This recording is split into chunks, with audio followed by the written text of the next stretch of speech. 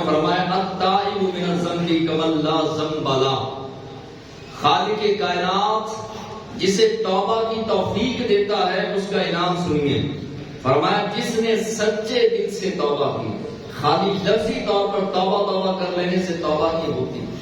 جب تک یہاں سے شرمندگی کا احساس نہ ہو، دل سے ندامت نہ ہو، اور انسان جس گناہ سے توبہ کر رہا ہے اس گناہ کے بارے میں پتہ نہ ہو کہ واقعی حقیقتاً میں نے اپنی جان پہ ظلم کیا، میں نے نمازوں کو چھوڑا ظلم کیا، جھوٹ بولا ظلم کیا، زیادتی کی، اپنے آپ کو جہنم کے لیے پیش کیا.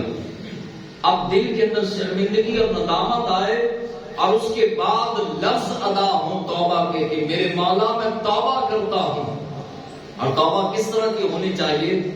جس طرح تھنوں سے نکلا ہوا دودھ پلٹ کے نہ جائے، اسی طرح توبہ کرنے کے بعد بندہ مومن، مرد مومن کبھی گناہوں کی زندگی میں نہ جائے.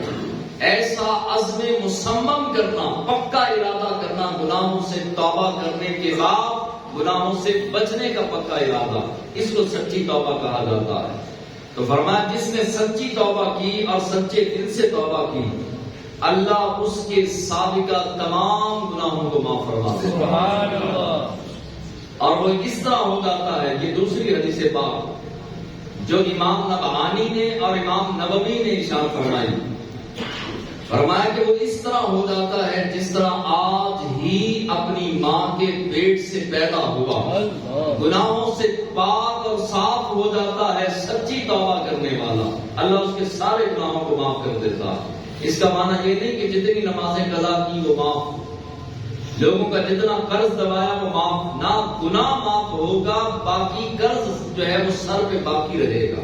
چاہے وہ نمازوں کا قرض ہے، چاہے وہ کسی کے ساتھ زیادتی کا قرض ہے، چاہے لین دین کا قرض ہے یا روزوں کا قرض ہے یا حج کا قرض ہے، کوئی بھی قرض ہوگا، اس گناہ کا جو رب نے پکڑ کرنی تھی اس گناہ کو معاف کیا گیا، لیکن اس گناہ کے جو بقایا جات ہیں وہ بندے پر قائم رہیں گے. نبی کریم علیہ السلام نے ترغیب دی امت مسلمہ کو سچی توبہ کرنے، کیونکہ ہم انسان ہیں اور ہم گناہگار ہیں. زندگی کے اندر بہت سارے گناہ سرزد ہو جاتے ہیں. جہالت کا عروج اس قدر زیادہ ہے کہ آج تو گناہ کرنے کے بعد بھی گناہوں کا احساس ہی جاتا رہا، گناہ کرنے کے بعد گناہ کا احساس بھی نہیں. جو گناہ کر رہا ہے، کسی کو دھوکہ دے کے مال بیچ رہا ہے، اس کے دل کے اندر یہ احساس پیدا ہونا چاہیے تھا کہ یہ گناہ ہے. ایک بندہ فلمیں دیکھتا ہے، ڈرامے دیکھتا ہے، گانے سنتا ہے، گالم گلوچ کرتا ہے، چغلی کرتا ہے، غیبت کرتا ہے، بہتان لگاتا ہے، حسد کرتا ہے، بدتمیزی کرتا ہے، بد اخلاقی کرتا ہے. اب اس کے دل کے اندر احساس کم از کم پیدا ہونا چاہیے یہ گناہ ہے. آج تو گناہوں کا احساس بھی جاتا رہا. کئی لوگ ہمارے پاس آتے ہیں، جناب دعا کیجیے کاروبار کے بارے میں، دعا کیجیے جو ہے وہ بچے نافرمان ہیں، پتہ نہیں کون سا گناہ سرزد ہو گیا. میں پوچھتا ہوں کہ 500 نمازیں پڑھتے ہو؟ نہیں جی جمعہ پڑھتے ہیں. تو ابھی بھی یہ سوال کر رہا ہے اپنے آپ سے کہ پتہ نہیں کون سا گناہ ہو گیا کہ جس کی سزا ہمیں مل رہی ہے. صبح سے لے کر شام تک میں اور آپ گناہوں کے اندر مبتلا ہیں، اور اس کے بعد بھی ہم یہ کہیں کہ پتہ نہیں کون سا گناہ ہو گیا، تو یہ ہماری جہالت کا بولتا ثبوت ہے کہ ہم گناہوں کو گناہ ہی نہیں سمجھتے. جھوٹ بولنے والا گناہ کو گناہ ہی نہیں سمجھتا، داڑھی منڈانے والا گناہ کو گناہ ہی نہیں سمجھتا، نماز کو ترک کرنے والا، جماعت کو چھوڑ دینے والا گناہ کو گناہ ہی نہیں سمجھتا، ماں باپ کو جو ہے وہ دھکے دینے والا، والدین کی نافرمانی کرنے والا گناہ کو گناہ ہی نہیں سمجھ رہا. یہ سب سے بڑا اللہ تبارک و تعالیٰ کا عذاب ہے. خالق کائنات سیئات کو حسنات میں بدل دیتا ہے، برائیوں کو، گناہوں کو رب نیکیوں میں بدل دیتا ہے جب بندہ سچی توبہ کرتا ہے. اور توبہ ایسی ہونی چاہیے عزم مصمم والی. اور فرمایا کہ جب انسان سچی توبہ کرتا ہے تو بندے اور رب کا ٹوٹا ہوا تعلق جڑ جاتا ہے. جو بندے کا تعلق اپنے رب سے ٹوٹ جاتا ہے فقط توبہ ایک ایسی چیز ہے کہ بندے کا اور رب کا تعلق جوڑنے میں مددگار ثابت ہوگی. جو بندہ چاہتا ہے میرا تعلق اپنے رب سے مضبوط ہو جائے، اس کو چاہیے کہ وہ وقتاً فوقتاً سچی توبہ کرتا رہے اور اپنے گناہ کو گناہ سمجھے. جو گناہ کر بیٹھا اس پر دلیل نہ بنائے، اپنے آپ پر ظلم نہ کرے، دھوکہ نہ دے، فریب نہ دے، بلکہ فوری طور پر کہے کہ واقعی یہ گناہ ہے، مجھے باز آنا چاہیے، ان گناہوں کا حساب مجھے رب کی بارگاہ میں دینا پڑے گا. میں نے جتنے دنیا کے اندر گناہ کیے ہیں ایک ایک گناہ کا حساب دینا پڑے گا. گناہ کو گناہ سمجھے اور اس کے بعد سچی توبہ کرے، اور توبہ ایسی توبہ ہو کہ اس کے بعد گناہوں میں پلٹ جانا، لوٹ جانا ناممکن ہو. اور مثال کے طور پر اس نے توبہ کی اور اس کے بعد جس گناہ سے توبہ کی پھر اسی گناہ میں پڑ گیا، اب پھر دوبارہ توبہ نہیں کرنی چاہیے، بلکہ حضرت جنید بغدادی فرماتے ہیں کہ فوری طور پر پھر توبہ کرنی چاہیے. حتیٰ کہ دن میں 70 مرتبہ توبہ ٹوٹ جائے تو توبہ کرنی چاہیے، کیونکہ تیرے گناہ زیادہ نہیں، رب کی رحمت زیادہ ہے. سبحان اللہ. گناہ کرنے ہی نہیں چاہیے، اور اگر ہو جائیں تو اس کے فوری بعد جو ہے وہ توبہ کا دروازہ کھلا ہے.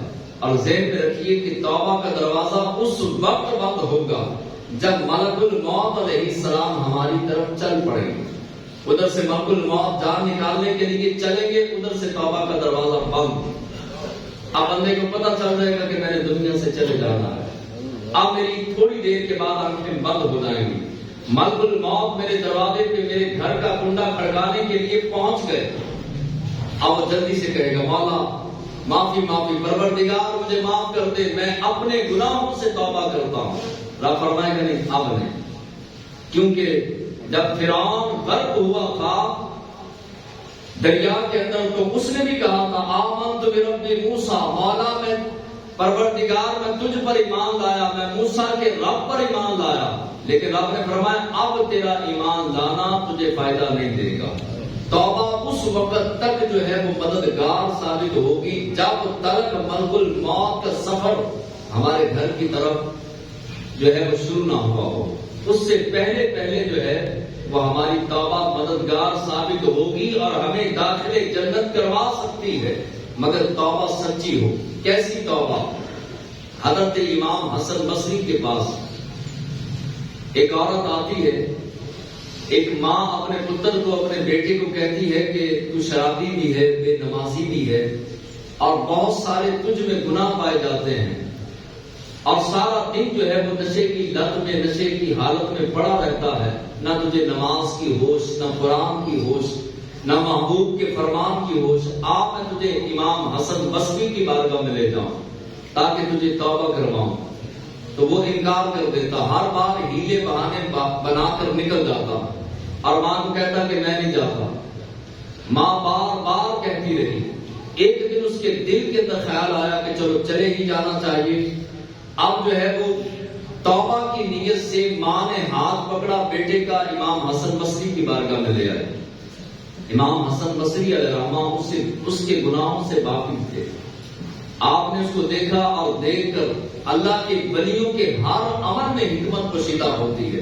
آپ نے فرمایا میں اس کو نہ تو بیعت کروں گا، توبہ کرنی ہے تو یہ جائے اپنے طور پہ توبہ کر لے، لیکن اس کو میں مرید نہیں بناؤں گا، اس کو واپس لے جاؤ.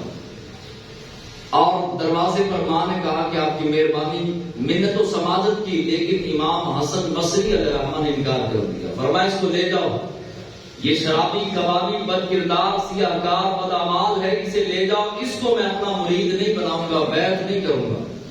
اب جو ہے وہ ماں بیٹے کا ہاتھ پکڑتی ہے، بیٹے کو گھر لاتی ہے. اب ماں چارپائی پہ بیٹھی ہے، بیٹا قدموں میں بیٹھ کے کہنے لگا ماں میں نے گناہ تو رب کے کیے تھے، نافرمانی تو رب کی تھی.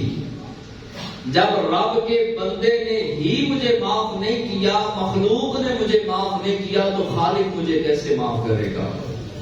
میں نے تو حکم توڑا تھا اپنے رب کا، امام حسن بصری کا حکم نہیں توڑا تھا.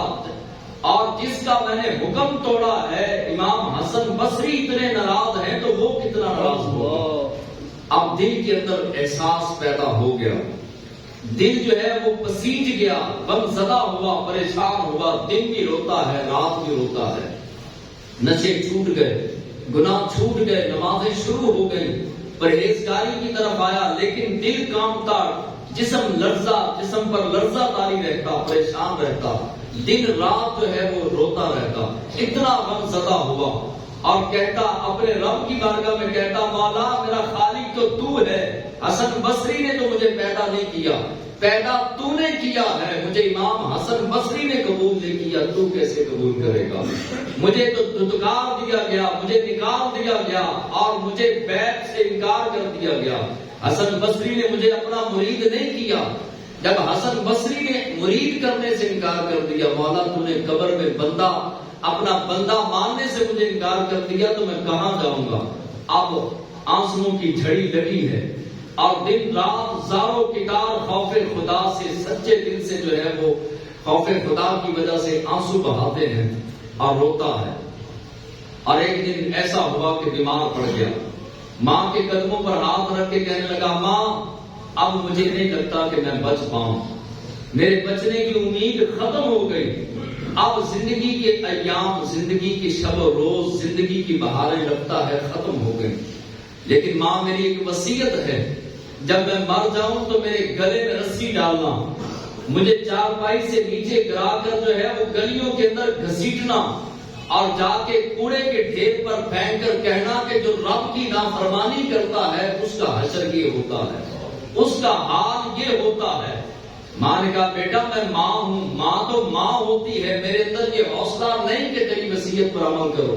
کہا نہیں ماں تو وعدہ کر، یہ کرے گی، اور جب تک تو وعدہ نہیں کرے گی ماں تیرا پتر تجھ سے راضی نہیں ہوگا، اور دوسری وصیت میری یہ ہے کہ ایک گڑھا کھودنا، کھود کر جو ہے مجھے اس کے اندر ڈال دینا اور مٹی ڈال دینا، اور مٹی ڈالنے کے بعد ماں تم میری قبر پر، میرے اس گڑھے پر جہاں میری لاش دفن ہو وہاں پہ کھڑے ہو جانا اور اپنے قدم رکھ دینا۔ ماں نے کہا بیٹا یہ تو شرعی طور پہ حرام ہے، قبر کے اوپر پاؤں رکھنا یہ حرام ہے، شریعت مصطفیٰ نے منع کیا۔ کہا نہیں ماں تیری بات بھی حق ہے، لیکن میں نے رسول اللہ صلی اللہ علیہ وسلم کا فرمان سنا ہے کہ ماں کے قدموں کے تلے جنت ہے، ماں تو قدم رکھے گی میری قبر جنت بن جائے گی، لہذا یہ بات کر ہی رہا تھا کہ جان نکل گئی، اور روح جو ہے وہ قفس منصری سے پرواز کر گئی، اور ماں نے جو ہے وہ روتے ہوئے ایک رسی پکڑی تاکہ بیٹے کی وصیت پر عمل کیا جائے۔ ماں نے ابھی گلے میں ڈالی تو فوراً ہاتف غیب سے آواز آئی خبردار اللہ کے ولیوں کے ساتھ ایسا سلوک نہیں کرتے، اللہ والوں کے ساتھ، اللہ کے یاروں کے ساتھ، اللہ کے پیاروں کے ساتھ، اللہ کے دوستوں کے ساتھ ایسا سلوک نہیں کرتے۔ اور تھوڑی دیر ہی گزری تھی کہ امام حسن بصری نے آ کے اسی گھر کا کنڈا کھڑکایا اور کھڑکا کے فرمایا کہ کہاں ہے وہ اللہ کا دوست، کہاں ہے وہ اللہ کا ولی؟ کہا کہ ادھر تو کوئی ولی نہیں۔ ماں نے جواب دیا ادھر تو کوئی ولی نہیں، نہ کوئی اللہ کا دوست ہے۔ کون سا اللہ کا دوست؟ امام حسن بصری علیہ رحمہ فرمانے لگے تیرا پتر۔ کہا حضور وہ تو گناہگار تھا، سیاہکار تھا، بدعمال تھا، آپ نے بیعت کرنے سے انکار کر دیا تھا، آپ نے اس کو مرید نہیں کیا تھا۔ تو فرمایا کہ تجھے بھی پتا ان اللہ یحب التوابین، جو سچی توبہ کرتے ہیں رب ان کو اپنا محبوب بنا لیتا ہے۔ فرمایا کہ مجھے خالق کائنات نے مراقبے کے اندر اشارہ فرمایا، فرمایا کہ حسن بصری مصلی چھوڑ دے، حجرہ چھوڑ دے، مسجد چھوڑ دے، اور فوراً جا میرے ولی کے پاس اور جا کے اس کے کفن کا بھی انتظام کر، دفن کا بھی انتظام کر، اور خود نماز جنازہ پڑھا۔ جب انسان رب کا ہو جاتا ہے پھر ساری کائنات اس کی ہو جاتی ہے۔ ہم در بدر جو ہے وہ دھکے کھا رہے ہیں، در در سر جھکا رہے ہیں، لیکن جہاں سر جھکانا چاہیے وہاں سر حقیقی طور پہ نہیں جھکا رہے۔ اگر ہم سجدے کرتے بھی ہیں تو سجدے کس طرح سے کرتے ہیں وہ میں بھی جانتا ہوں، آپ بھی جانتے ہیں۔ ایک در ایسا ہے کہ جب بندہ وہاں حقیقی طور پر سر جھکاتا ہے پھر اس کو جگہ جگہ سر جھکانے کی ضرورت نہیں، ایک سجدہ جسے تو گراں سمجھتا ہے 1000 سجدوں سے دیتا ہے آدمی کو نجات۔ جب بندہ